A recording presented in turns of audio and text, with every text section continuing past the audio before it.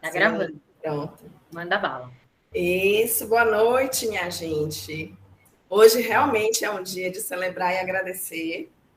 E agradecer a presença de todo mundo aqui hoje, né? Em especialíssima, que para mim é muito querida, a Helena Vieira, que eu acompanho há bastante tempo. Sou super admiradora e fã mesmo. Gosto demais do seu trabalho, Helena.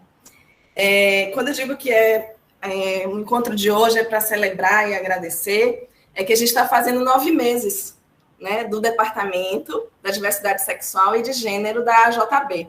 Então, a AJB, a Associação Junguiana do Brasil, ela possui, né, são 9 institutos no Brasil inteiro. Eu estou na Bahia, e a gente tem no Rio de Janeiro, São Paulo, Rio Grande do Sul, Santa Catarina, Minas Gerais, Paraná. Dentro desses institutos, a gente também compõe os departamentos, que somos ao todo 12. Então, o Departamento da Diversidade Sexual e de Gênero, ele é o mais novo de todos, né? Então, a gente realmente só tem 9 meses. Ele nasce por uma questão que é muito interessante, assim, fazendo essa amarração, né? Hoje, a Helena vai trazer esse diálogo com problemas de gênero, né? Um livro que é fantástico, complexo demais, e eu já assisti diversos cursos seus para ir me ajudando, né? Tamanha é a complexidade. Mas eu sinto, assim, a questão do problema, né? O problema de gênero que está posto. E ao longo desses anos todos de AJB, a AJB tem 30 anos de existência. Não existia um departamento para falar de gênero. Né? Então, a gente ia para congressos, para seminários, para jornadas, e apresentamos diversos trabalhos, assistimos diversos trabalhos, falamos de gênero, falamos de problemas de gênero, mas não damos o lugar nem o espaço de fala a essa complexidade mesmo. Então, por um incômodo muito grande, porque eu não sei, né? Assim, na minha prática clínica, realmente chega por violências, por problemas e agressões e muito sofrimento. É assim que gênero sempre chega. E não foi à toa que foi assim que chegou também nessa parte acadêmica. A gente teve um mal-estar grande na instituição, né? Com a produção de uma colega, e meu incômodo foi tão grande que houve uma procura. E eu procurei um parceiro da gente, que é da SBPA, né, da Sociedade Brasileira de Psicologia Analítica. Está aqui com a gente, Érica. Ele está aí, Gustavo? Tá. Ai, que massa! Então, procurei Gustavo, né? Oi! Ai, Gustavo! Estou contando nossa história. Conte. Enquanto departamento. E aí, nessa procura de um grande mal-estar, me questionei e desabafando com o Gustavo fez assim, olha, Érica, não dá mais para a gente fazer carta de repúdio, sabe? Aí eu já estou cansada disso, não dá. A gente vai ter que fazer algo que mude. Então, vamos mudar de dentro, porque eu já estava questionando os lugares, né? Será que a gente está no lugar certo ou não está? Não, vamos mudar de dentro. E aí a gente, Gustavo na SBPA, eu na JB, e a gente dialogando o que é que a gente faria, o que é que a gente faria. E aí eu acho que a gente foi transformar chumbo em ouro. Fizemos uma grande alquimia. O Instituto de Psicologia Analítica da Bahia abraçou muito, é uma construção coletiva. Daí em diante, viemos lutando para que fosse aprovado, a presidência aprovou belíssimamente. E aí o que a gente faz hoje é encontros, diálogos, conversas, reflexões. Nos encontramos uma vez por mês.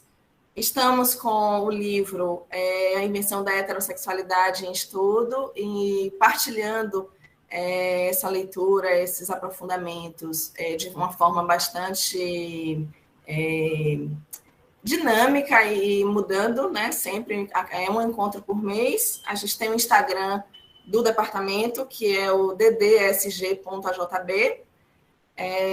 Enfim, hoje a gente tem a Helena, então, a Helena está tirando a nossa virgindade do departamento e está tirando belíssimamente bem, né? Então, estamos em muito boa companhia.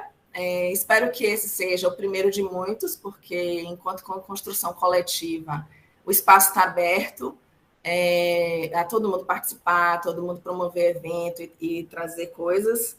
Eu estou coordenadora, eu sempre falo isso, né? Junto com Carmen Lívia, que está aqui, estamos coordenadora, isso vai dançar e vai, né? A gente vai dinamizar isso também.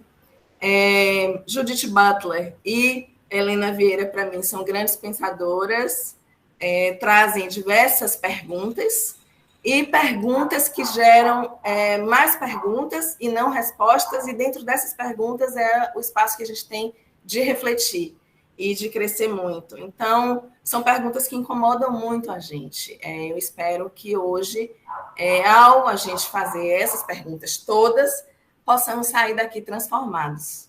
Então, esse é meu desejo. Mesmo eu trouxe na minha transformação alquímica, não pode faltar um vinho.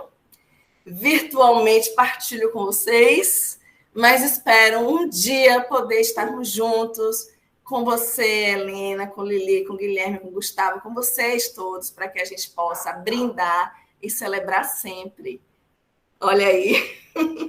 Então, assumam o posto vocês, e aí, Lili tem alguma coisa para falar, para passar para a Helena, e no final a Helena vai falar e vai dialogar, e ela conduz muito bem, e eu vou ficar aqui apreciando. Bom, então, acho que é isso. A Érica falou tudo que tinha para falar. Eu só queria lembrar duas coisinhas, né? Que eu acho que a gente veio com tudo esse ano para falar desses temas todos, né? Acho que tem que dar voz mesmo para tudo isso. Então, só lembrando que Gustavo, eu e o Guilherme, a gente e a Érica vai participar com a gente disso, né? A gente elaborou um curso A Helena vai estar com a gente, lógico, nesse curso pelo Instituto Jungiano, né? Assim, a gente coordenando, sobre que se chama Escutando Dissidências. Perspectivas sobre sexualidades e gêneros para uma psicologia plural, né? Que a gente tenta abarcar todos esses modos subjetivantes, né? E tenta repensar uma escuta para uma psicologia plural, né? E a Helena estará lá com a gente, assim como a Rita Bonrante, o Renan Quinalha, a Érica, Gustavo, a Márcia Tiburi, né? Enfim, então a gente vai pôr aqui no chat a programação, né? E eu e o Guilherme, a gente pertence ao coletivo As Teses também. Então, dia 28 agora, a gente vai ter uma roda de conversa que se chama Transgeneridade, Psique e Território, que a gente vai chamar o pessoal do coletivo Tem Sentimento, né, que é um coletivo que trabalha com mulheres trans, gerando renda, dando suporte emocional, coletivo, comunitário, né. Então, quem quiser saber um pouco mais sobre a escuta, né, assim, de quem escuta e de quem é escutado nesse tema todo, se junta a gente manda tudo isso aqui no chat agora, tá bom? Eu não queria perder mais tempo porque eu queria ouvir a Helena. Então, vou passar a palavra para ela. Boa noite, pessoal. Quero agradecer o convite. Eu sempre fico muito honrada de falar sobre o Butler, né? De discutir, ou de criar, ou de estender os problemas de gênero, que de alguma forma ela nos propõe no livro Problemas de Gênero. Acho que antes talvez seja preciso ou seja produtivo que façamos um preâmbulo disso. É o preâmbulo disso que nós podemos pensar como a urgência dos debates de gênero no mundo contemporâneo. A Butler veio ao Brasil em 2014 e em 2016, se não me engano. Em suas duas vindas ao Brasil, na primeira, no Gerando Tanta Polêmica, ela veio para 2 eventos que discutiriam gênero, mas na segunda, ela foi alvo de uma série de ataques por grupos conservadores. Aqui em São Paulo, queimaram a imagem da Butler em uma fogueira como se ela fosse uma bruxa, rememorando, reinvocando aí uma iconografia de perseguição às mulheres. A Butler foi pensada como a mãe da ideologia de gênero. Os debates de gênero sempre entremearam a política brasileira e sempre entremearam o fazer político no conjunto das nossas relações sociais de poder. E entremearam de muitas maneiras, desde das políticas coronelistas que fundam a República, que eram necessariamente marcadas por homens velhos, que exerciam nas suas localidades, nos seus rincões, o poder pela violência, na forma do coronelismo, até uma política marcadamente masculina. Contudo, as questões de gênero pareciam passear pelo subsolo das nossas relações sociais. Eram pouco evidenciadas ou pouco explicitadas. Era um assunto que estava na sala, mas todo mundo fingia não vir. A primeira proposição, por exemplo, e aí estendendo um pouco, e talvez eu já fale sobre isso mais à frente, de que gênero e sexualidade são categorias que didaticamente separamos, né, mas que elas são categorias que precisam ser pensadas juntas, ou segundo a Butler, talvez tenham sido sempre a mesma coisa, mas enfim, isso fica mais para frente. Em 93, acho que nós tivemos o primeiro projeto de lei no Brasil que vai pensar o casamento homoafetivo. As travestis as travestis transexuais começam a se organizar nos anos 90. Os movimentos de mulheres brasileiras, eles tiveram um grande avanço no início dos 40 e 50, com a Berta Lutz e com a Maria Lacerda de Moura.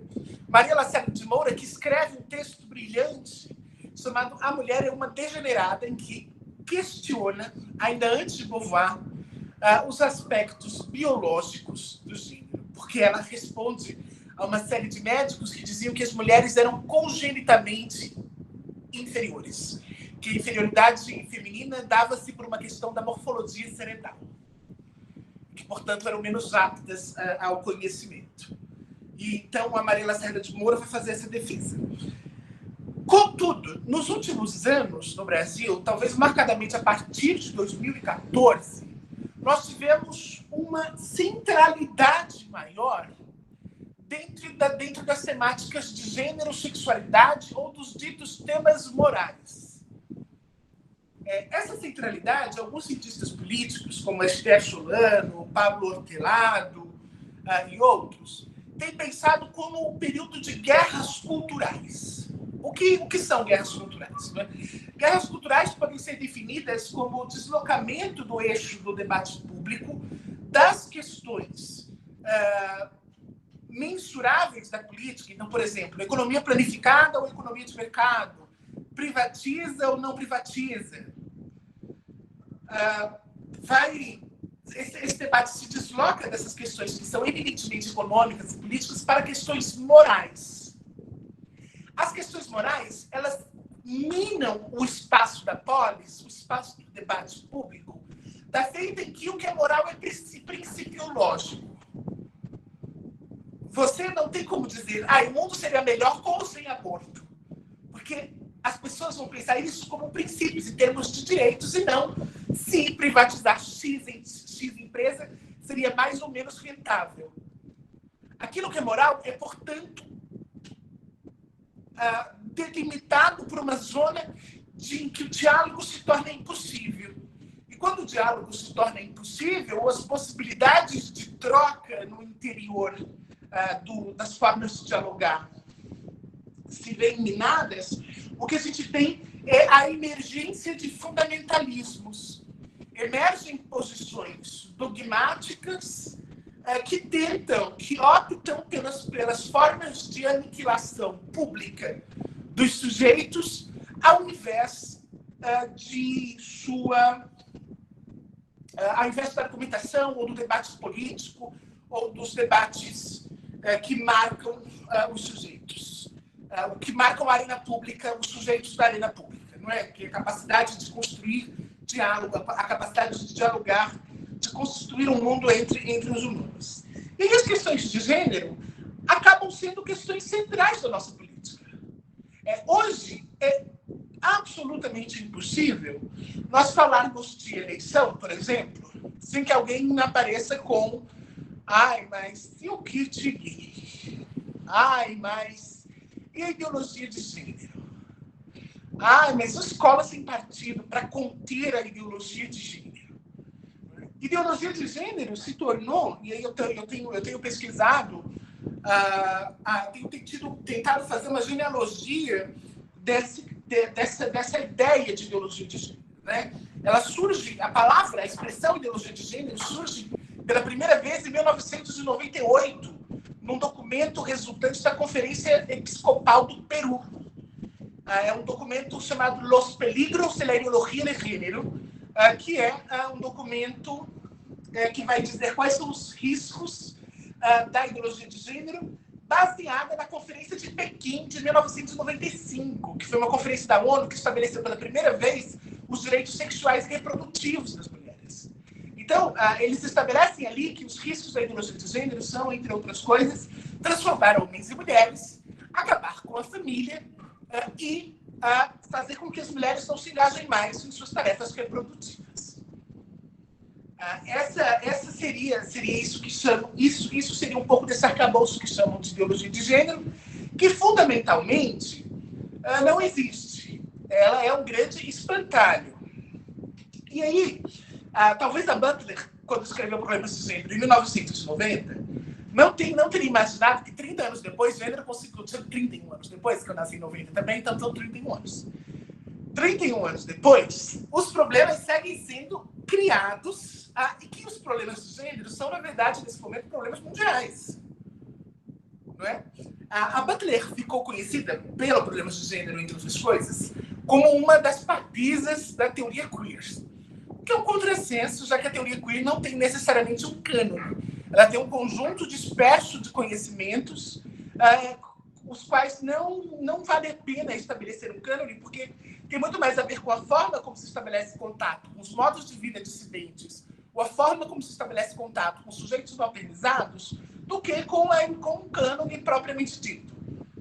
Mas, enfim, ficou um pouco canônica ali a Butler na teoria queer.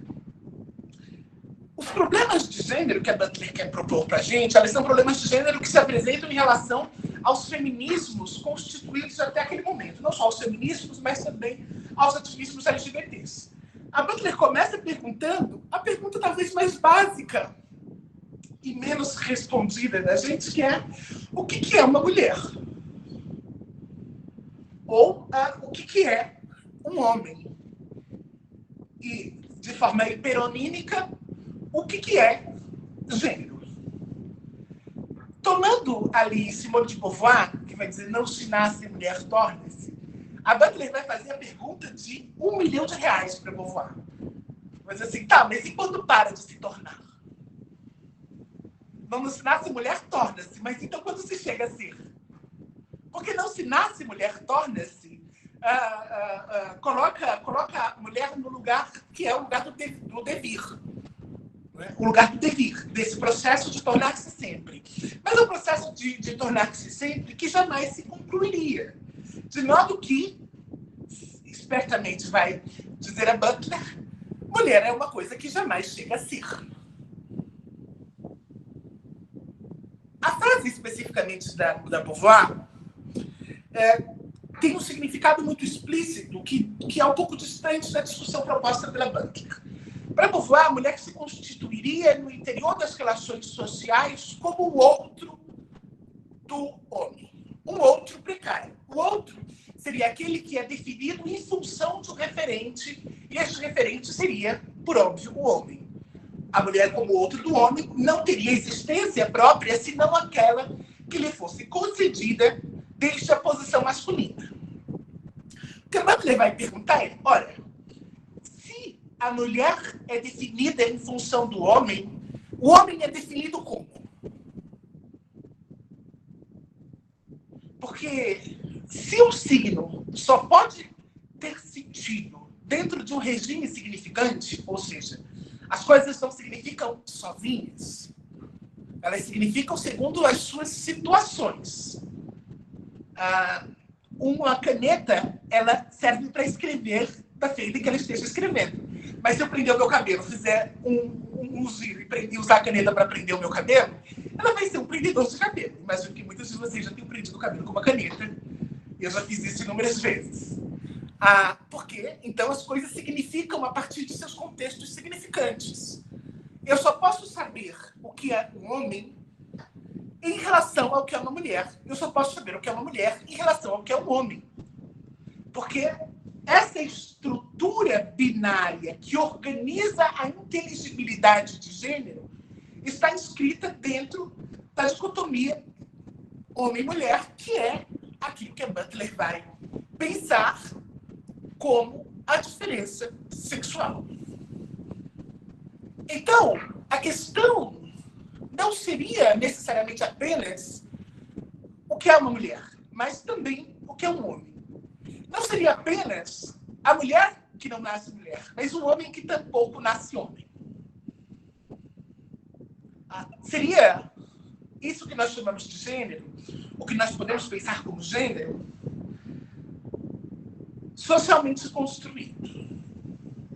Acho que isso é quase um mantra já para a gente, né, gente? O gênero é socialmente construído, o gênero é socialmente construído, o gênero não é nada, é socialmente construído. É um mantra que a gente recita, eu recito esse mantra tem uns 15 anos.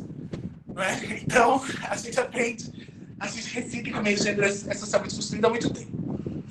Contudo, a Butler vai enfrentar também essa afirmação. Primeiro ela vai dizer, tá bom, não tem nada de biológico. Não tem nada de biológico. Aí alguém pode perguntar, as pessoas sempre olham para a Butler e falam, ai, Butler, mas e a biologia? Você quer que as pessoas esqueçam a biologia, que as pessoas esqueçam o corpo? Eu falo assim, o corpo está aí.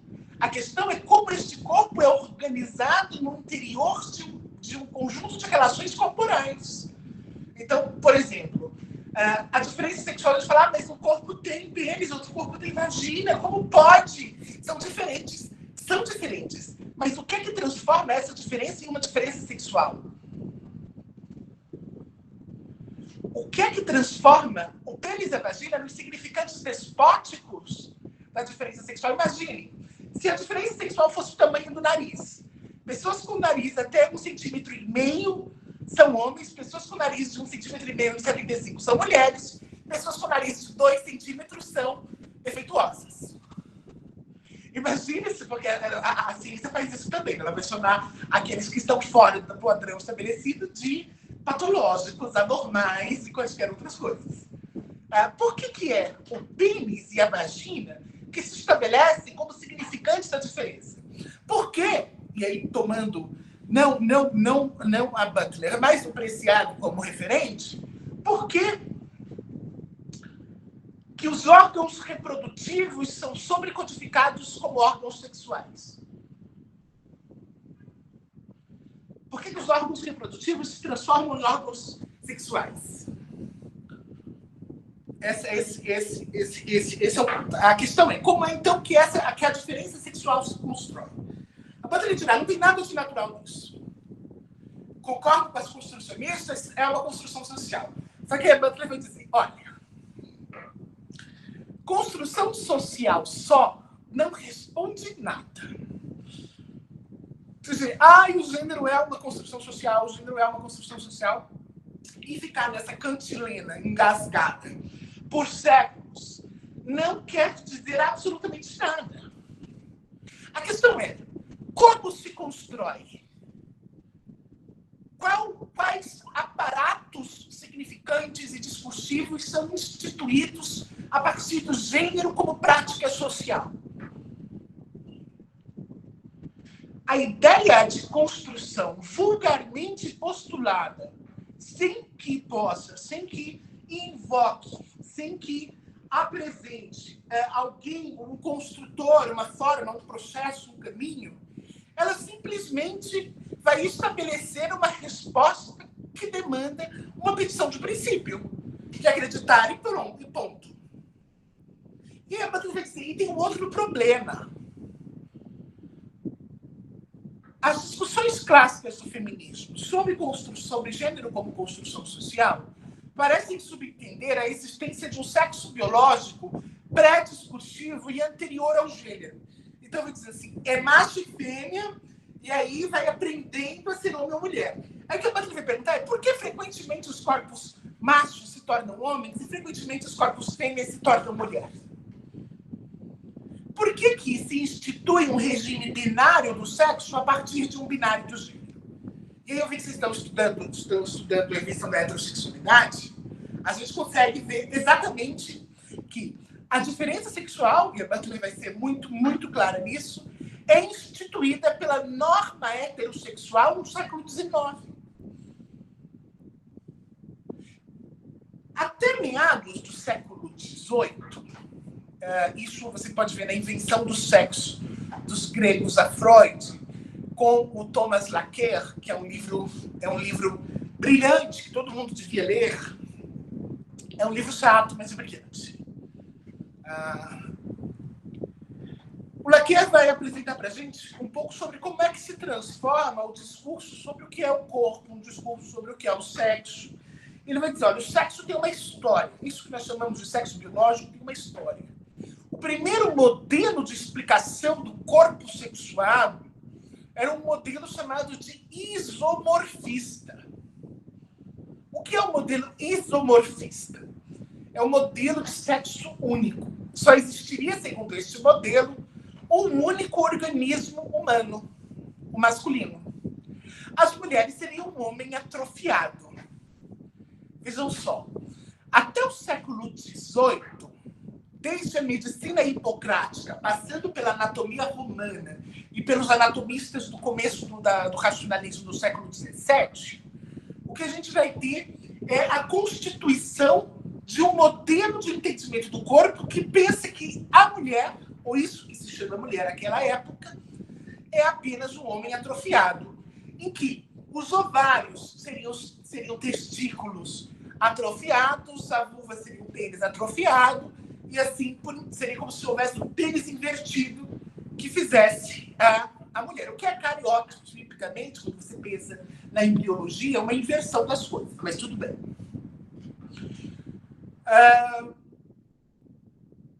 Pensa-se, nesse caso, que a diferença entre homens e mulheres não é uma diferença de sexo, de organismo, mas é uma diferença de grau de perfeição. Segundo os medievais, as mulheres eram menos perfeitas que os homens porque produziam menos calor. Então, se as mulheres produzissem mais calor, elas teriam desenvolvido-se como homens. Eles dizem, a mulher é menos perfeita que o homem, mas é mais perfeita que as toupeiras, o Galeno vai dizer.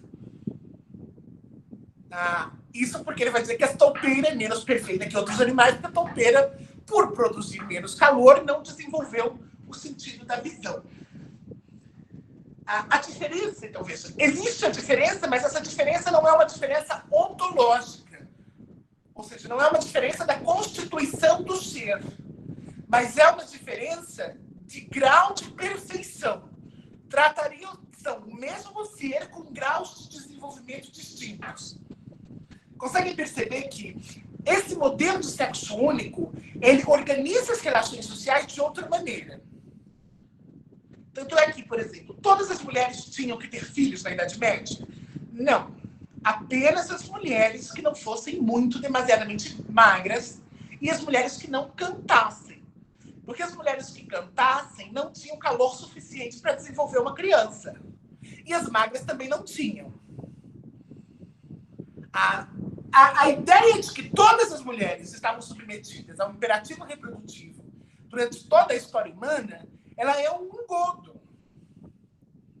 Ela é um engodo transhistoricista, né? Que é um erro clássico quando a gente vai pensar grandes histórias, que é olhar para o passado e estabelecer no passado os sentidos que povoam o presente.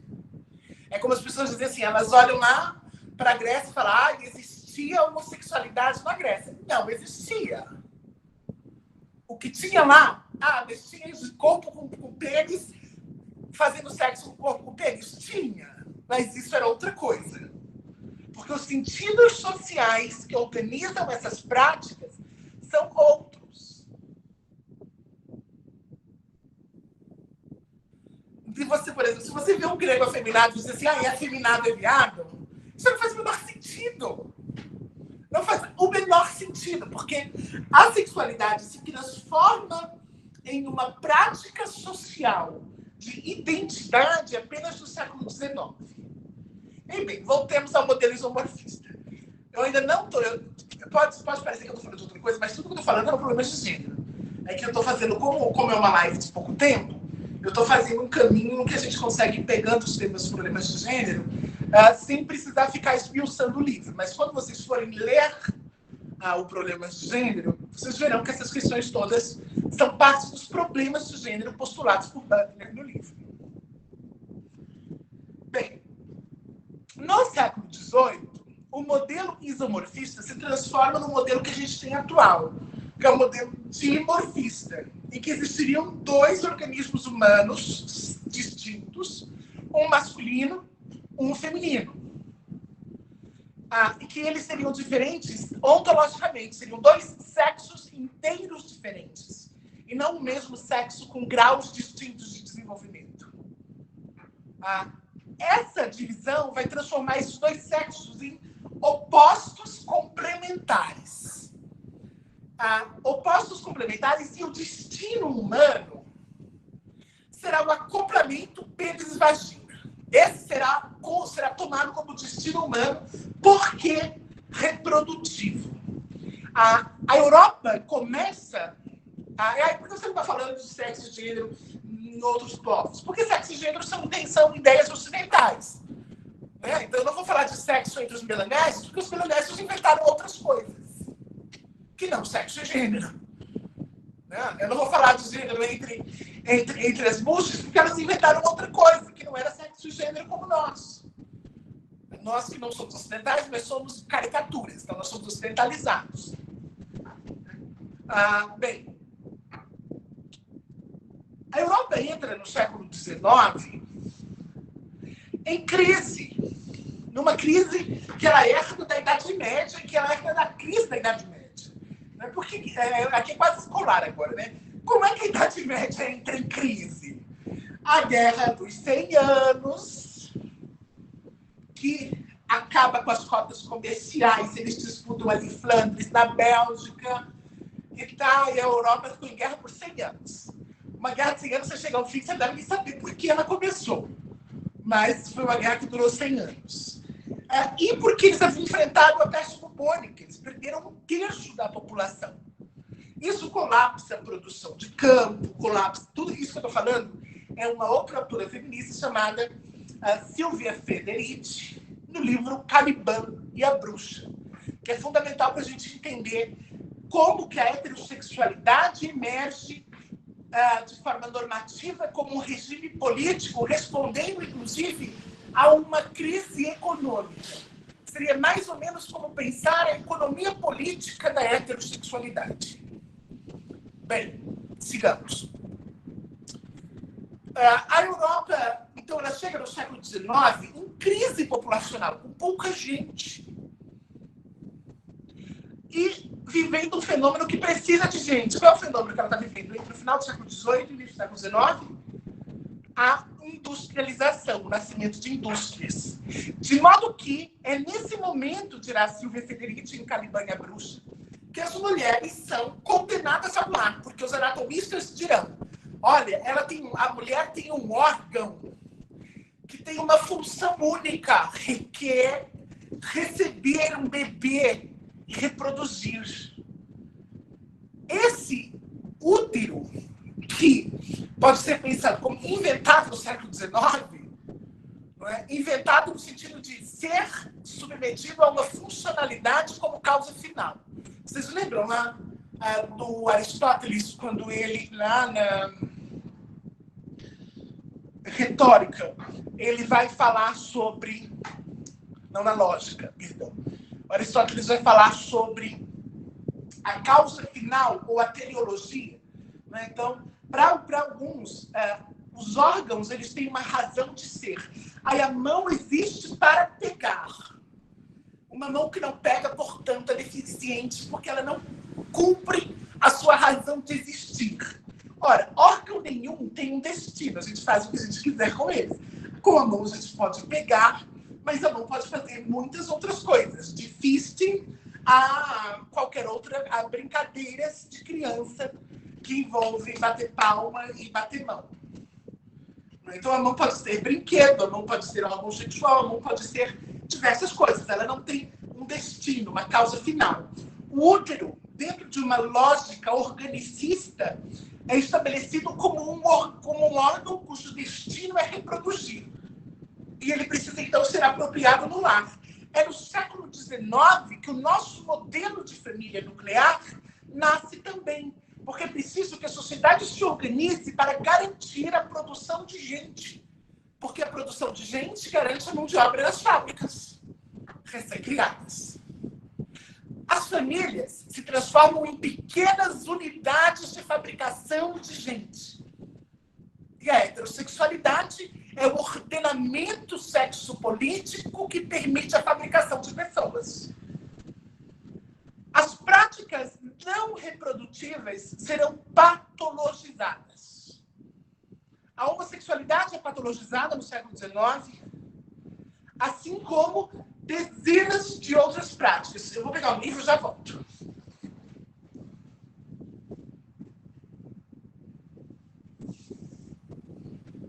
Ai, eu esqueci. Gente, estava aqui, eu tenho uma psicopatia sexual, estava aqui em algum lugar, mas não está mais. Desculpem. No século XIX, um psiquiatra sexólogo famoso chamado Richard Kraft Ebing publica um almanaque de patologias sexuais, um almanaque de parafilias. Esse almanaque de parafilias ele descreve todos os comportamentos sexuais que não são heterossexuais, que seriam comportamentos sexuais danosos à reprodução, ou comportamentos sexuais que faziam com que as pessoas deixassem de reproduzir. Um exemplo desses comportamentos sexuais não reprodutivos do Kraft Ebing era, por exemplo, a masturbação mútua de casal. Ele dizia que isso era uma forma que alguns casais encontravam para burlar a reprodução enquanto praticavam sua degeneração. Não é? Porque o sexo deveria ser reprodutivo. Toda forma não reprodutiva era patologizada. A masturbação, por muito tempo, foi patologizada na forma do onanismo. Sabe, aqueles mitos de dá pelo na mão, causa cegueira, reduz a criatividade, aumenta o comportamento compulsivo. Esse conjunto de práticas sexuais não reprodutivas, elas são patologizadas e transformadas na longuíssima lista de parafilias que nós hoje conhecemos. Essa longuíssima lista de parafilias vai transformar em forma interditada da sexualidade todas as práticas sexuais que não fossem ou que não estivessem inscritas na heterossexualidade reprodutiva. Vocês percebem, então, que em função de um imperativo reprodutivo emerge a diferença sexual? Mas e outros corpos? E corpos intersexuais, que antigamente falavam hermafroditas, mas esse é um termo ofensivo. E os corpos intersexuais? Existem pelo menos 49 formas, 49 conformações corporais que não são aquelas que nós conhecemos como homem e mulher. Elas são o quê?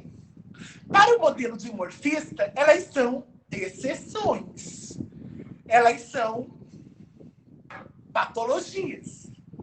Mas o que é uma patologia, se não a conversão aritmética de uma prevalência em natureza?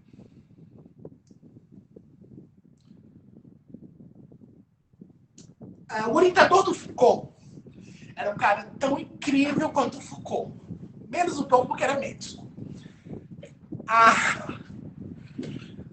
O Georges Canguilhem escreveu um livro chamado O Normal e o Patológico. No livro Normal e Patológico, o Canguilhem vai dizer que a noção de normalidade ela é construída a partir de uma operação aritmética. Então, suponhamos que aqui nós temos 10 pessoas. Dessas 10 pessoas, 8 têm 2 braços e 2 têm um braço. A operação é a seguinte: se 8 pessoas de 10 têm 2 braços, é normal ter 2 braços. Logo, é natural ter 2 braços. Você transforma uma característica prevalente em norma e em natureza. De modo que a característica inicial, que era apenas minoritária e não equivocada, se torna antinatural e anormal.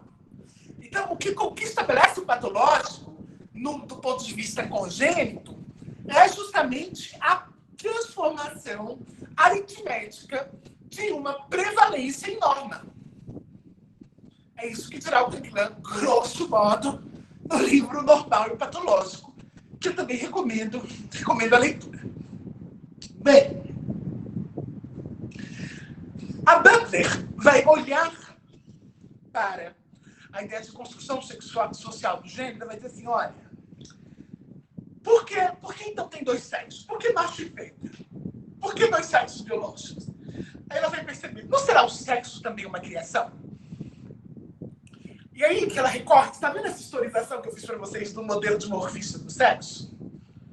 A Butler vai dizer, se o sexo pode ser historicizado, e se ele pode ser, e se os passos, se os rastros de sua criação podem ser detectados no tempo, significa que ele não é natural. De modo que o próprio sexo, ou aquilo que chamamos de sexo biológico, é ele também uma construção social.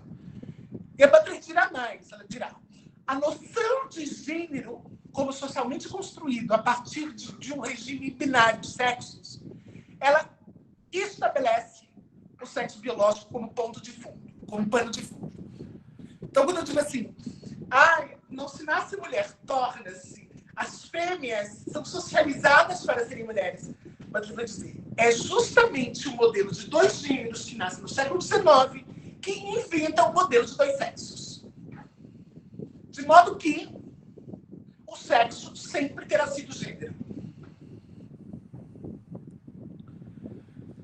Aí você fala, ai meu Deus, mas e o corpo? Gente, se a norma estabelecesse que o sexo é definido pela diferença entre o tamanho dos dentes da gente, seriam os dentes que determinariam. Se fosse a cor dos olhos, seria a cor dos olhos. Se fosse o tamanho da sobrancelha, seria o tamanho da sobrancelha. A questão é que, coincidentemente, são genitais. Mas poderia ser qualquer outra coisa. Porque nós estamos falando das práticas sociais que fundam os núcleos significantes de determinada forma de identidade. E aí a Butler vai trabalhar com outra categoria que eu amo, que é o mito fundacional. Lembra que eu falei há pouco do transhistoricismo? Né? Que é essa ideia de o homossexual na Grécia. O mito fundacional, ele é o esforço que o dispositivo significante heterossexual, e acho que Érica vai falar disso provavelmente quando ela for falar, acho que no curso, vai falar de Monique Wittig, enfim. Toda a linguagem heterossexual, ela vai ser heterossexualmente significada. Né? Então, nós só podemos falar heterossexualmente. E a heterossexualidade, para se estabelecer, ela demanda a criação de uma natureza transhistórica, um mito fundacional. Adão e Eva, homem e mulher. Por quê? Porque eles existiam desde antes do ser humano existir. Ou seja, a heterossexualidade existe desde antes da gente. Mas Deus é um só. Então o que a gente faz? Cria a Sagrada Família logo. Porque precisa ter pelo menos um homem e uma mulher, gente, para ter filho. Como pode isso? Então tem que ser a Sagrada Família. Não é? Constrói-se uma mitologia fundacional. E ela está em todos os lugares. Né? Quando a gente olha Tristão e Isolda, a história de um grande romance heterossexual. E aí o cinema, né? A Teresa de Laudes, né? Na Alice no Espelho, vai falar sobre isso. Né? O cinema constrói para a gente o Tristão e Isolda, que é uma grande história de romance. Né? Esther e Dario. E todos esses romances heterossexuais que existiram no tempo, que são sempre descritos nos termos do mundo contemporâneo, que fazem parecer que a heterossexualidade existiu desde sempre.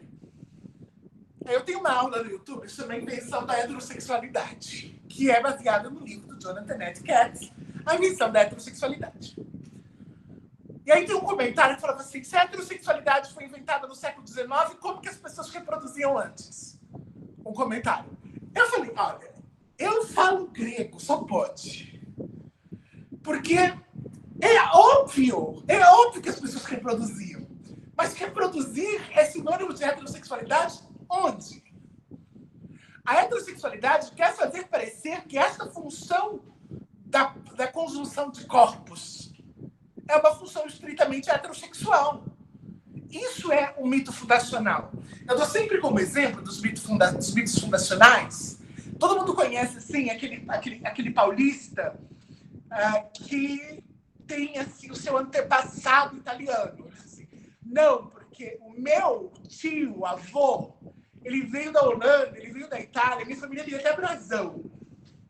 E aí mostra o brasão da família. Isso é constituir uma mitologia fundacional pessoal para limpar do próprio corpo o caráter miscigenado negro indígena. É a construção de uma ficção que o torne mais europeu. As construções sociais que se inscrevem como realidades, como ficções políticas, elas são justamente mitos fundacionais. Então, veja, o modelo de gênero homem-mulher, ele precisa estabelecer uma mitologia fundacional do sexo biológico, como se ele sempre tivesse estado ali da mesma maneira, através de todos os tempos e para todas as culturas.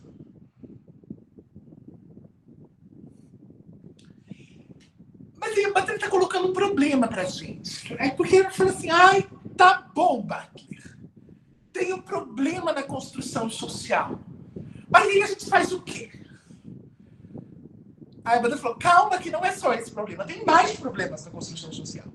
O outro problema da construção social é que ela parece postular um sujeito absolutamente passivo.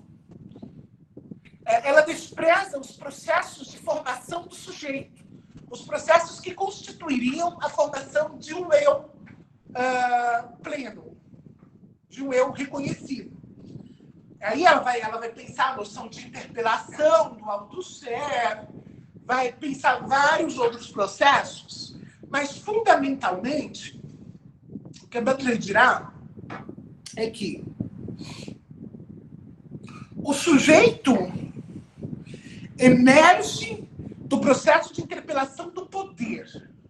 Então, quando o poder diz assim, viado, a primeira vez que for, quem sabe como é isso? A primeira vez que alguém na rua gritou, ei, viado, ei, viadinho, ou como dizem no Ceará, que tomou um coió.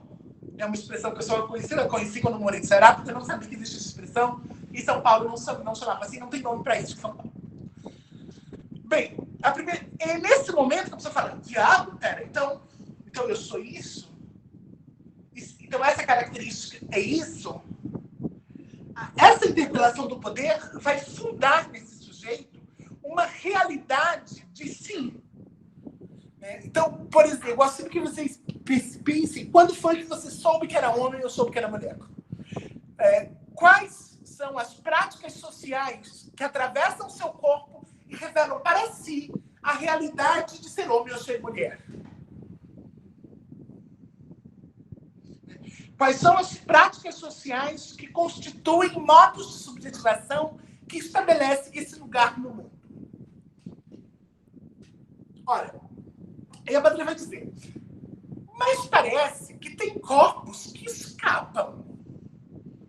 Vocês não acham estranho que ninguém resista à interpelação do poder? Vocês não acham estranho que, se é o poder que nos sujeita, ele, portanto, é o mesmo poder que nos funda como sujeitos e, portanto, é a condição de possibilidade de nossa reação? Ou seja, são justamente as nossas condições subalternas, fundadas pelo poder, o locus de onde podemos constituir resistência ao mesmo poder que nos funda. É o poder que nos funda que nos permite opor a oposição a ele mesmo. É o paradoxo do sujeito-sujeição, que a Butler não vai resolver nunca para a gente. Ela só vai lançar o problema. Porque é isso, a Butler é uma autora que ela nos provoca, né? E não responde. E aí a gente sai um pouco perturbado de anos de leitura da Butler, não é? Mas, enfim. Será que o sujeito tem alguma capacidade de negociação com a norma? A Butler dirá tem. Porque o gênero não está... Lembra que eu falei? Lembra que nós começamos com... Não se nasce, se torna, quando é que termina de se tornar? A Butler vai dizer nunca. Porque o gênero se faz fazendo. Agora eu vou para um ponto aqui e vou abrir uma outra sessão que vai parecer uma digressão. Mas eu juro para vocês que se explica. A Butler vai desenvolver uma teoria chamada de teoria da performatividade de gênero. Performatividade era algo que já existia, não para gênero. Mas um linguista chamado John Austin vai propor a ideia da performatividade do ato de fala. Ele vai dizer que às vezes falar é fazer. Às vezes falar é falar. Às vezes falar é só emitir um som. Mas às vezes falar significa constituir no campo do real algo que antes ali não estava. Então, por exemplo, se o presidente da Assembleia Legislativa de São Paulo diz que se abre a sessão, o que acontece com a sessão? Ela é aberta, ela começa. Porque o ato de fala dele estabelece uma realidade que antes não estava ali. Quando o padre ou o juiz, eu não sei, eu nunca fui a um casamento na minha vida. Por uma razão óbvia que travestis não são convidados para casamentos, de modo que eu não sei como funciona, não sei, além do que se vê no cinema. E eu não pretendo ir nem ao meu, mas eu nunca fui a nenhum. E bem, suponhamos que a moda do cinema haja um padre com poder jurídico de dizer: eu vos declaro marido e mulher. Antes do padre dizer eu vos declaro marido e mulher, o que existiam ali eram duas pessoas. Da feita em que ele faz essa declaração, o que se estabelece ali é a unidade casal. Consegue perceber que os efeitos daquilo que o padre diz, eles provocam, eles existem no mundo real como atos e não apenas como palavras? Tem um outro exemplo que eu gosto de usar, que é a poesia. Esqueci o nome da poesia. Do Fernando Pessoa, cujo verso que eu quero citar é o seguinte: o poeta é um fingidor, finge tão completamente que finge ser dor a dor que deveras sente. Está dizendo, o poeta, de tanto fingir e praticar a dor que ele finge que é dor, acaba por sentir a dor de fato, já não saber mais qual dor era mentira e qual dor é verdadeira. Porque ele estabeleceu um conjunto de práticas que fundariam a realidade dessa dor. A Butler vai dizer, o gênero é exatamente assim. O gênero é uma prática. É fazendo aquilo que se diz que é de mulher que se concretiza a realidade de mulher. Porque o gênero é performativo da feita em que cada ato de gênero cria a realidade do próprio gênero. Só que nós respondemos à compulsão social pelo gênero de modos distintos. Eu sempre dou um exemplo. Depilar, existe um imperativo de gêneros que as mulheres devem se depilar. Mas quantas de nós não depilamos só aquilo que vai aparecer em público? É assim, hoje eu vou usar essa saia aqui, vou depilar só a canela. Isso é um processo de negociação com o gênero. Você negocia com a norma. É o que o Butler vai dizer. O gênero é socialmente construído e performativo. Ou seja, a ação de cada um de nós constrói a realidade de gênero na qual estamos imersos. Mas nós podemos também reagir a essas normas de gênero através dos processos intensos de negociação. Mas também não escaparemos do gênero. Não escaparemos do gênero. Porque nós aprendemos com Foucault, ninguém escapa do saber e poder. Deixa eu ver quantas horas são. Bem, acho que com isso a gente pode abrir para um breve diálogo.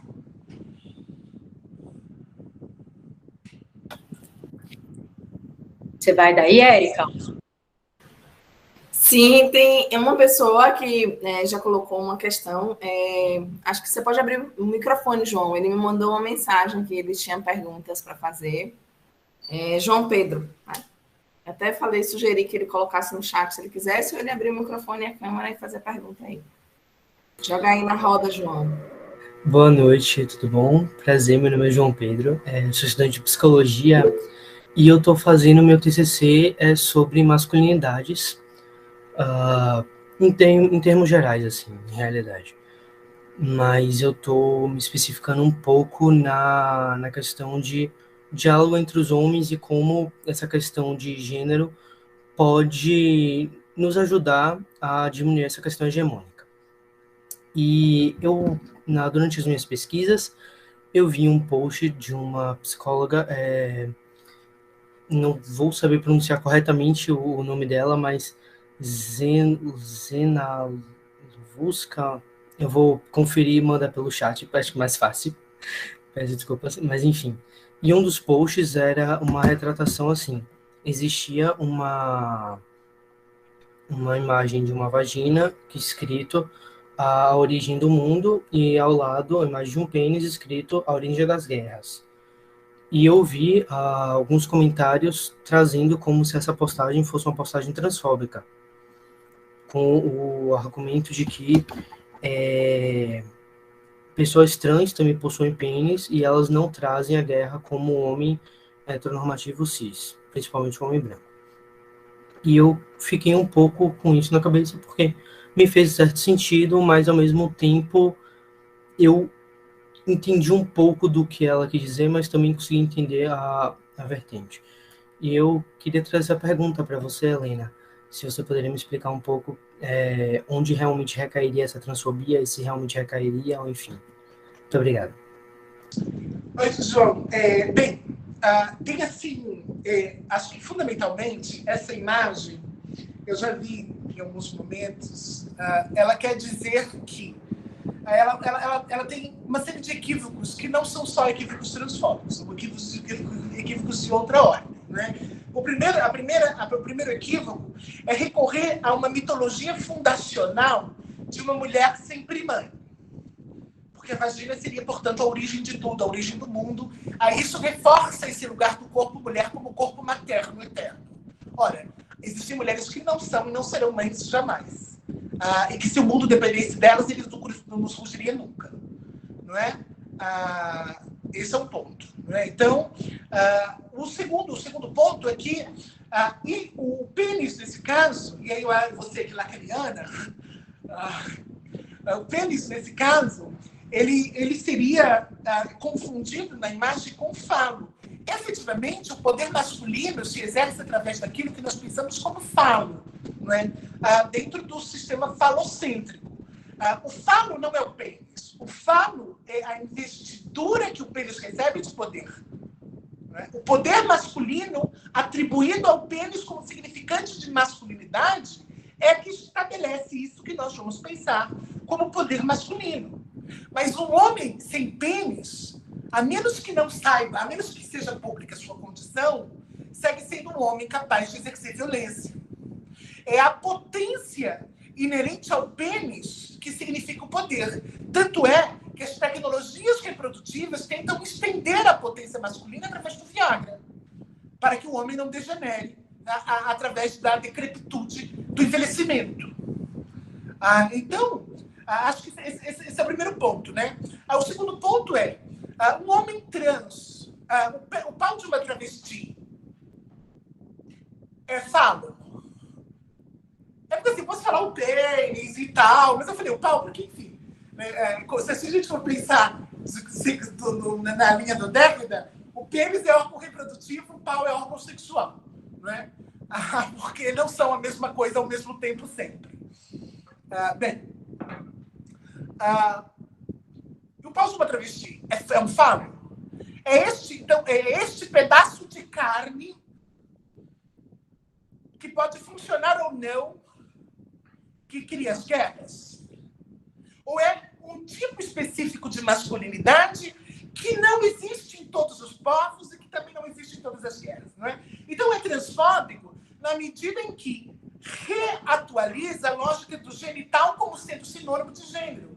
E aí você está, na verdade, não só sendo transfóbico, é um post que não é apenas transfóbico, como ele essencializa no genital a condição masculina e feminina. Então, é assim, para além de tudo, ele é tentando ser feminista, ele é completamente antifeminista. E é esse o engano que a Butler tenta alertar. Ela vai dizer, quando a gente tenta puxar da biologia um sentido social para a existência da diferença sexual, você renaturaliza a diferença.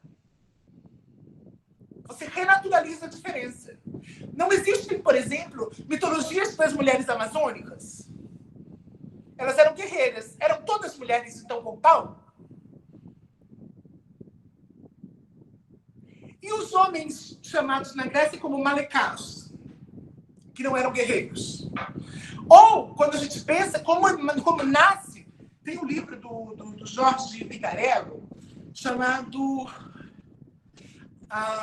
O Nascimento da Virilidade.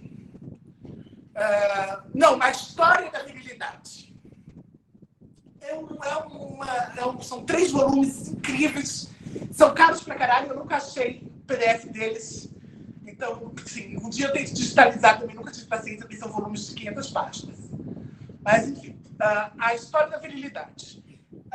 Ele vem falando, logo no primeiro capítulo, ele fala sobre o que era virilidade para os espartanos. Veja só, nascia um bebê espartano, esse bebê tinha que tomar banho de vinho. Quando ele tomava banho de vinho, se ele gorfasse porque ficou bêbado, ele era inapto para ser homem. Ele era inapto para receber a investidura da virilidade. Depois, o bebê passava por um segundo teste, caso passasse no teste do banho de vinho. Qual era o segundo teste? Ele era sacudido pela gerúsia. A gerúsia era o conselho de anciãos. Cada velho de Esparta pegava o bebê e sacudia. Se o bebê ficasse tonto e gorfasse depois de ser sacudido por 60 velhos, ele seria considerado inapto para a virilidade. Então, ele seria jogado de um penhasco chamado apopofone. Né? Veja só, a virilidade, ou a condição de homem, que os gregos chamavam de Andreia, era a condição de possibilidade de tornar-se homem, era o merecimento. Tornava-se homem aquele que merecesse ser homem.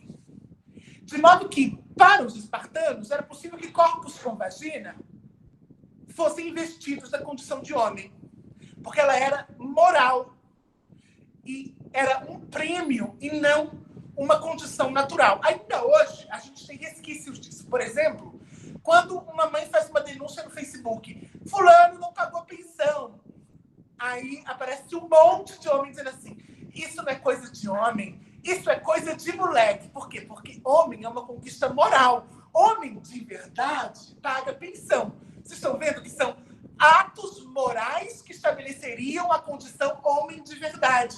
De modo que genitalizar ou essencializar tal condição simplesmente por conta de um pedaço ou outro de carne acoplado ao corpo significa reduzir à natureza os fenômenos sociais.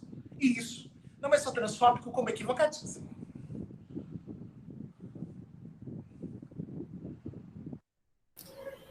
Tem Bianca, né, que quer fazer uma pergunta também. E eu também iria perguntar se o João está satisfeito, né, João? Helena respondeu sua pergunta, se você tem mais alguma coisa, e a gente passa para a Bianca. Depois da Bianca, eu na fila aqui. Isso. Eu estava até voltando no chat agora, respondeu sim. Muito obrigada, Helena. Eu anotei várias coisas, inclusive, depois, se puder, botar alguma forma de contato com você, porque eu adorei o jeito que você explicou as coisas e eu queria te dar um pouco mais para trazer meu texto te referenciando claramente. Mas muito obrigado pela explicação.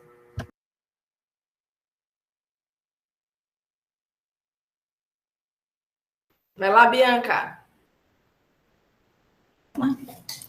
Oi, vocês estão me escutando bem? Primeiro, eu queria agradecer muito a palestra. Eu acho que você me deu coragem para tentar ler a Judith Butler, que eu já tinha tentado, e o começo foi muito difícil, eu deixei para depois, então eu queria agradecer muito.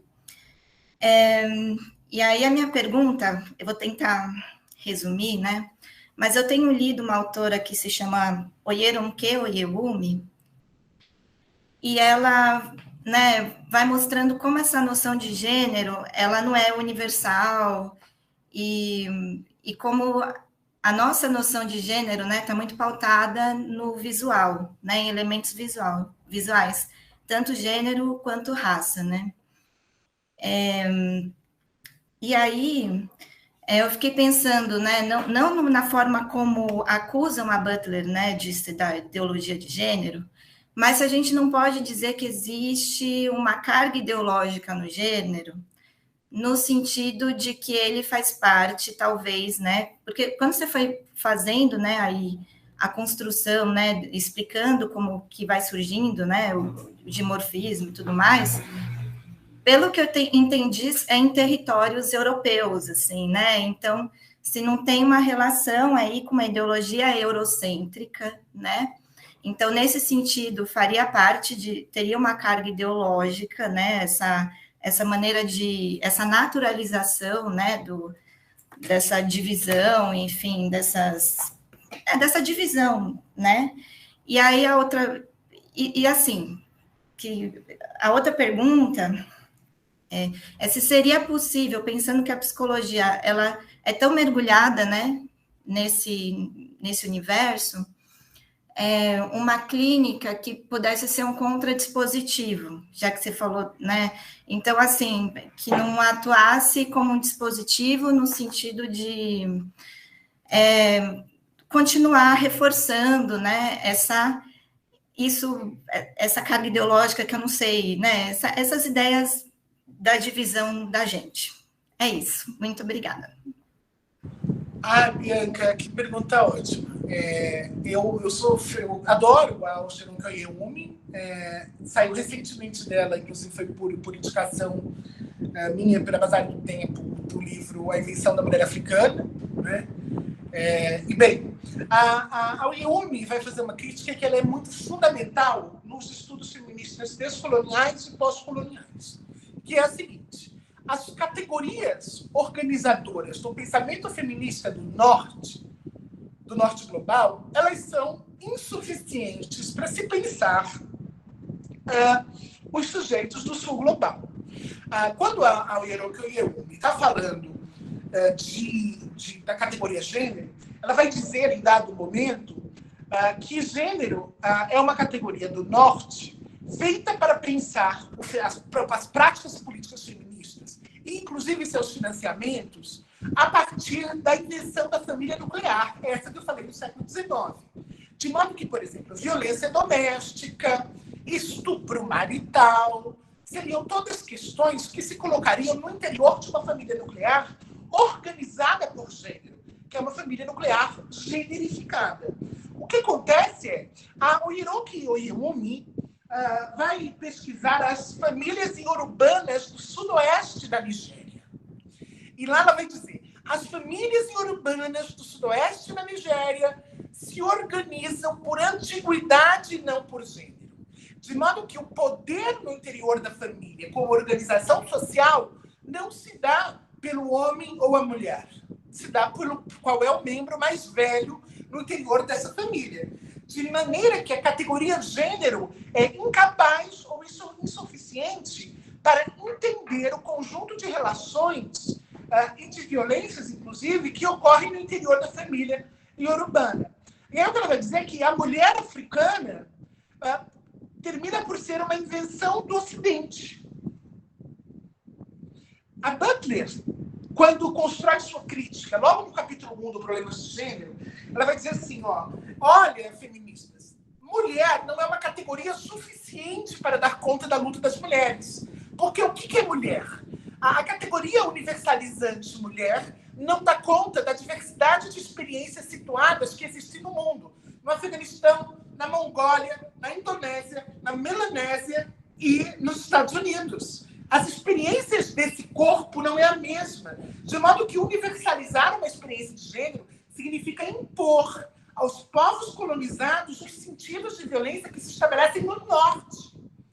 Eu gosto sempre de dar um exemplo quanto à categoria feminicídio. Antes de vir para São Paulo, eu morava no Ceará, trabalhava na Comissão de Direitos Humanos. E lá nós fizemos a Comissão de Direitos Humanos da Assembleia Legislativa do Estado. Lá no Junto à Unesco, nós fizemos um grande estudo sobre chamado Comitê de Prevenção de Homicídios e Feminicídios de Meninos e Meninas. Nós fizemos um grande estudo sobre a morte de meninas entre 12 e 17 anos. Lá acontecia o quê? Por conta das brigas de facções, uma facção matava a namorada de líderes das outras facções, ou as meninas das outras facções, que eles chamavam de marmitas, que eram as meninas decretadas. Eles publicavam semanalmente no Facebook a lista de meninas decretadas daquela semana, que seriam invariavelmente mortas pelas facções. Essas meninas, elas eram mortas em rituais terríveis, assim, eram filmadas, elas eram decepadas, em rituais de ódio profundo a esse corpo. Estes crimes não podem, eles são crimes porque elas são mulheres. Mas esses crimes não são enquadrados na categoria feminicídio porque não há nenhuma relação de domesticidade entre algoz e vítima. Aí veja, a categoria feminicídio é uma categoria que nasce no norte, mas que quando chega no Ceará brasileiro, ela não consegue dar conta do tipo de violência contra a mulher que existe ali, porque ela foi tecida em outras relações sociais de conceito, né? É um conceito que nasce de outras relações. De modo que ele precisaria ser repensado aqui, tem sido repensado, não sei se inclusive já foi, mas enfim. Então, sim, deste ponto de vista, o gênero é uma operação ideológica. Contudo, o que os conservadores chamam de ideologia de gênero é uma outra coisa. É justamente quando eu digo que o gênero não é natural, é ideológico, que eles estão dizendo que eu estou sendo ideóloga de gênero, porque eu quero dizer que os meninos não são meninos e as meninas não são meninas. A natureza de gênero é também uma ideologia de gênero. A ideia de que o gênero é natural. Não é? Então, sim, concordo. A outra pergunta era sobre leitura de Butler, né? Foi isso? Tinha duas, gente. Era sobre a possibilidade da clínica ser um dispositivo. Da clínica, sim. Ou um dispositivo, assim. Olha, essa é uma pergunta que sempre me fazem e eu fico assim, atormentada. Uma vez eu estava numa faculdade de psicologia falando sobre teoria queer. Chamaram uma vez de psicologia e teoria queer. Eu falei, ai, gente, vamos. Porque eu não sei se funcionava, eu fiquei meio em dúvida. Aí daqui a pouco me levanta uma professora e fala, nossa, teoria queer tem tudo a ver com a minha abordagem. Eu olhei, o quê? Assim, você não tem que olhar para a crítica de gênero, para as críticas queer, e perguntar o que é que isso confirma na sua abordagem. Você tem que perguntar assim, o que é que isso diz contra a minha abordagem? Não é? Uma clínica que tenha o potencial transformador da crítica descolonial, da crítica feminista, precisa ser uma clínica constantemente incômoda para si. Ela precisa ser uma clínica destituída dos processos de verdade. Ela precisa ser uma clínica que entenda a hierarquização que existe no interior dessas relações, a despeito de qualquer outra coisa. Que entenda que o analista tem raça, tem gênero. Que entenda que analisar é uma prática de gênero. Eu gosto sempre de lembrar, falo, gente, vocês já viram? Se eu pedir para vocês, pensem em voz de analista. Vocês vão lembrar. As mulheres analistas têm uma modulação de voz específica, que é uma modulação de gênero. Assim como os homens têm aquela voz, parece a voz do inconsciente, que é uma modulação de gênero. Não é? Existe na prática analítica um trabalho de gênero, que é o que se opera. Um trabalho de gênero, um trabalho de sexualidade. Então, eu acho que talvez a primeira coisa... E aí, assim, tem como fugir de uma clínica que seja colonial? Claro que não. Porque a invenção da clínica é colonial. Mas os melanésios pré-modernos faziam outra coisa quando estavam nos sofrimentos. E essa outra coisa certamente não era clínica, era outra coisa. Não é? Agora, como nós podíamos reinventar essas práticas clínicas, sabendo que ele jamais se escapa no espaço da clínica, da ideia da clínica como uma prática que é uma prática também colonial. Mas como se apropriar dessa prática colonial para fazer dela outra? O primeiro passo é desnaturalizar e desneutralizar o lugar. E é saber também como se estabelece uma relação de alteridade. Como é que aquela outra dor te transforma como analista? Mais do que o que você pode fazer, mas o que é feito com você nesse processo. Porque quando você sai do lugar daquele que está fazendo algo para aquele que também está sendo submetido a algo, você se possibilita sair do lugar que a norma confere não somente aos médicos, mas, por extensão, a todos aqueles cujo outro dele, de alguma maneira, ou mesmo que informalmente, se identifique como pacientes. Eu digo isso porque, assim, você fala, mas o meu analisado não é paciente. Mas ele vai dizer para a vizinha dele, porque o doutor, porque fulano. As práticas sociais são diferentes dos sentidos formais.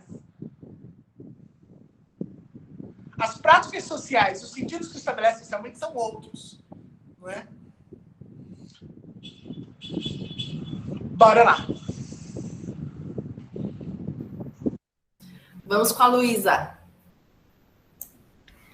Nossa, eu queria primeiro agradecer. Gostei muito, assim, né? Tô achando incrível as perguntas também. Tô até aqui, eu fiquei com várias questões, mas vou tentar fazer algumas só, assim, que... primeiro eu fiquei pensando nessa questão da construção das parafilias, né? Essa construção histórica, e aí como é que a gente olha para algumas coisas, tipo a pedofilia, acho que principalmente a pedofilia, né, dentro dessa concepção. E eu também fiquei pensando, agora no final, né, que você falou das palavras e da linguagem, quais as palavras, de repente, a gente precisa inventar para contemplar algumas experiências que eu sinto que ficam ainda muito relegadas a alguma negação, né, de algo que está posto. Então, acho que é isso.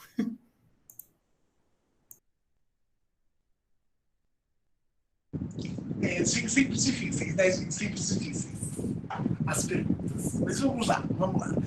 Pedofilia sempre é um tema, assim, difícil, né? Porque, bem, nesse caso, esse desejo, eu estou pensando a parafilia aqui sempre como um desejo que é socialmente interditado. E esse interdito social opera através do discurso clínico ou jurídico, em alguns casos. No caso específico da pedofilia, eu acho que tem uma dimensão que é que o objeto desse desejo interditado é um sujeito cuja capacidade de decidir sobre o desejo é turva ou incompleta, que seria a criança, seria, enfim. Não é? Nesse caso, não diz respeito somente a quem deseja, mas diz respeito ao outro que pode ser, nesse processo, violado. Não é?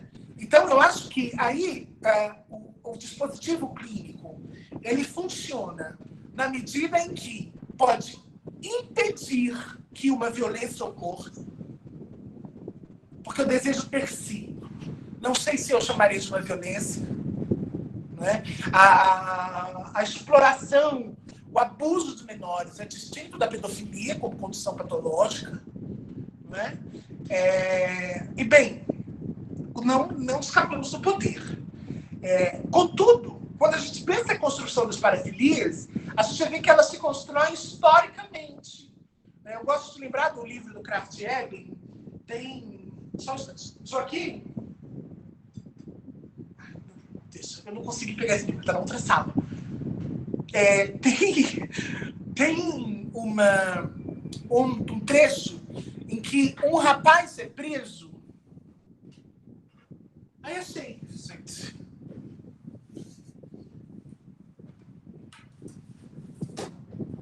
Aqui.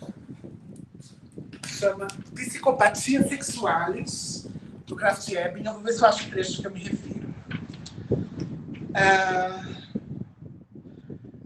Tem um trecho em que um rapaz aparece na janela sem camisa e falando coisas obscenas. Esse rapaz é preso e levado para o Krafft-Ebing como paciente, e a parafilia dele é o exibicionismo. Eu tenho uma peça de teatro, eu também sou dramaturga, né, chamada Psicopatias Sexuais, que eu transformei esse livro em texto teatral. Estreou esse ano online no Festival Midrash no Rio de Janeiro, mas vai estrear agora em São Paulo, em maio, presencial. E quando, no momento que eu faço a leitura desse caso, eu pego o TikTok e deixo uma série de imagens do TikTok e do Twitter passando. Porque as pessoas estão fazendo danças sensuais e mostrando o corpo do modo como Kraft Ebing classificou de parafilia exibicionista. Veja, eu não olho para o TikTok e falo, gente, que bando de gente fetichista parafílica.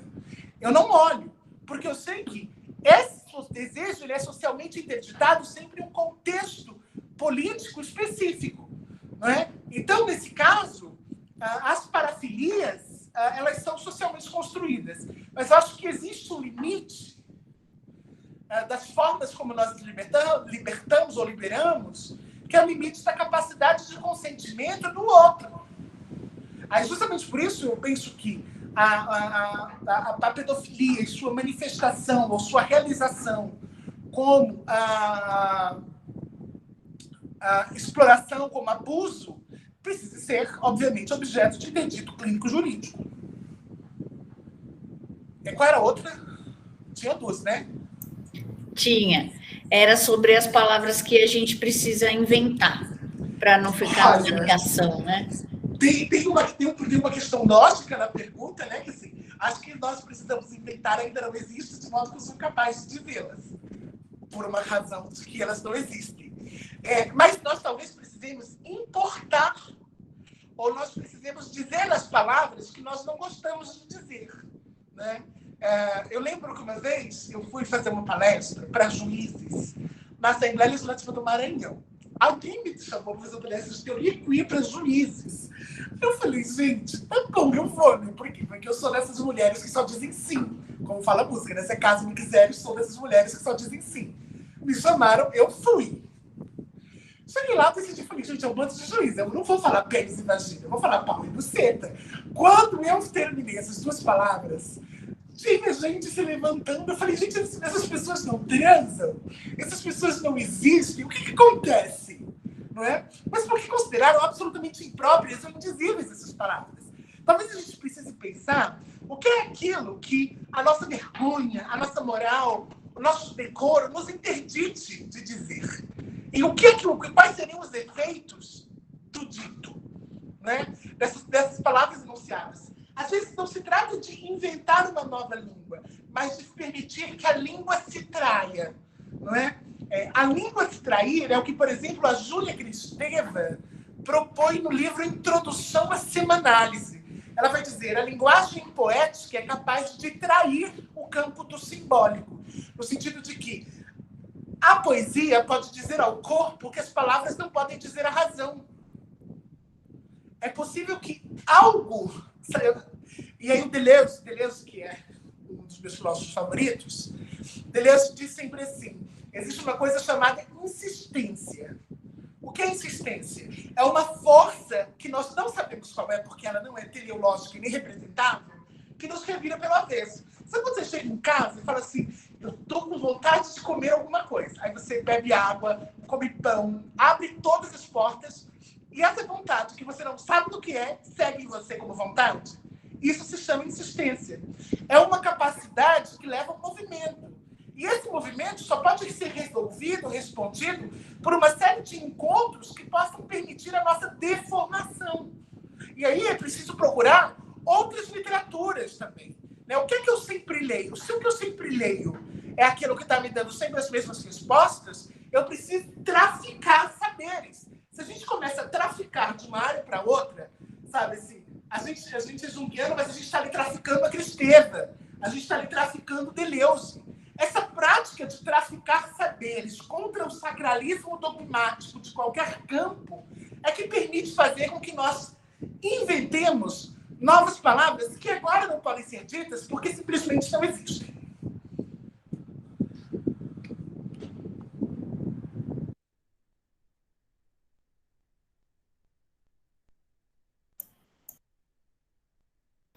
A Liene colocou no chat, né? Fico pensando nesse tema na minha prática educacional, como levar tudo isso para a educação, para a sala de aula.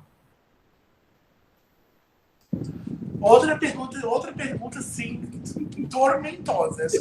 Eu já disse assim, eu já tenho uma trilha sonora para essa aula que é um tango maravilhoso chamado Tormenta. Porque são muitas perguntas que também me atordoam há anos, né? Eu tenho pesquisado agora o fim do mundo, mas o que me atordoa mais são essas perguntas de como fazer com a prática educacional. Há muitos anos, eu fui gestora de educação, né?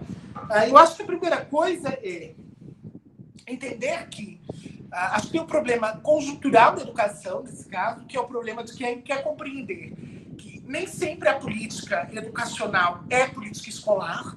A gente tem reduzido as políticas educacionais à política escolar, como se toda política educacional fosse escolar e como se os professores fossem uma panaceia.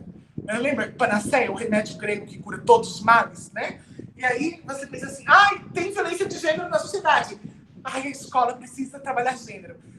Tem a escola. A escola. Tem suicídio. A escola vira assim a grande panaceia e tudo vai nas costas do professor que mal tem ensinado matemática.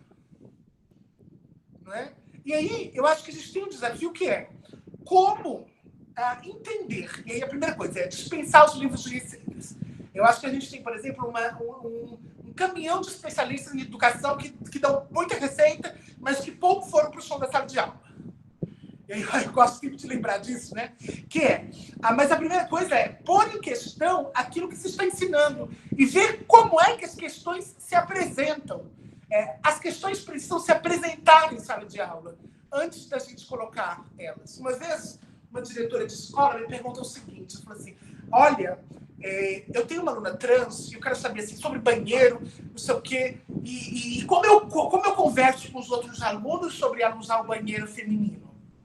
Aí eu perguntei o seguinte, eu falei assim, teve algum problema no banheiro? Aí ela, não. Aí eu falei, se não teve nenhum problema, para que você vai reunir a escola para falar que a pessoa usa o banheiro feminino se ninguém questionou isso? Por que você vai criar um problema que ainda não existe, antecipando que esses corpos sempre causam problemas? Por quê? Porque às vezes o ímpeto de resolver estigmatiza. Não é? Então, acho que assim, o professor ele tem na sala de aula a grande tarefa de mediar, através de seus saberes, os conflitos que emergem no interior das salas de aula. Os conflitos de sexo, de amor, de bebida, de todos eles que emergem. E aí é preciso que as questões se apresentem. E aí eu acho que em algumas turmas elas surgem, em outras não é? Mas porque a escola é processo, sabe? Nenhum professor precisa ter a responsabilidade de apresentar ou trabalhar todas essas questões, mas precisa estar preparado para mediar esses conflitos de gênero quando eles se apresentarem. Sim. A gente vai chegando, né, Helena, no nosso tempo, mas eu também queria fazer só assim um incômodo que realmente me causa quando uma pergunta belíssima que você fez. O pau de uma travesti é falo? E, nossa, ficou tocada mesmo, assim, né? Emocionada. O pau de uma travesti é falo, como a Silvia Rivera e a Marsha P. Johnson. Sem aquele falo, a gente não estaria aqui hoje, com tanta resistência, com tanta luta e com tanta esperança na nossa militância, sabe? Então, é isso que me emociona muito. Então, sim, porque a minha buceta também é falo. Érica, eu ousaria complementar, né? Assim, nossa precariedade também é falo, né? Isso. E eu fico muito... Aí, nessa nova pele, né? Falo, eu concordo. Isso, sim. Sim, Helena, alimento mesmo, sabe? Assim, foi belíssimo. Você alimenta a alma da gente. E tá aí no chat, todo agradecimento. A gente hoje vamos dormir assim, né? Em ebulição. Acho que tem que ser assim. Eu vou só deixar, gente, meu Instagram. Sim. É @helena.vieiras. E eu estou com inscrição aberta para um curso que começa amanhã de introdução dos estudos de gênero. Que eu vou apresentar o campo dos estudos de gênero desde a antropologia da Margaret Mead até as questões coloniais com o Zinon Kyoyumi e a Chandra Mohanty. Gente, os cursos da Helena são maravilhosos, super recomendo. Ali no site dela, vocês acham ali na bio, né? Assim, todos eles. Recomendo todos, gente. Entrem, vale a pena. Obrigada, querida. Obrigada. Só lembrando que ela vai estar com a gente, né? Ah, sim! E a gente vai estar com ela. Beijo, gente. Tchau. Um beijo. Boa noite.